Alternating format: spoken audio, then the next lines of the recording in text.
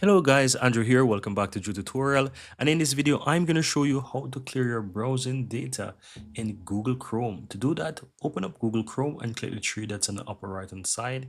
And from here, you want to go down to where it says Settings. Now, within Settings, on the left hand side, click in Privacy and Security. And right here, you want to click in Delete Browsing Data. Once you click on that, you will have all the options here of what you can actually delete. And if you want to see more, click on Show More, and you can see all that you have there. So you have your browsing data, cookies and other sites, cache images and files, download history, auto forms data, and so much more, right?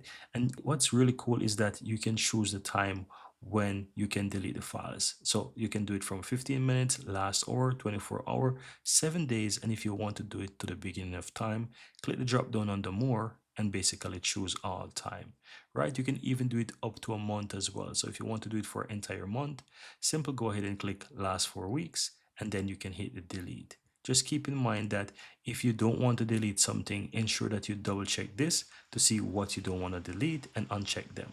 But that's basically it, guys.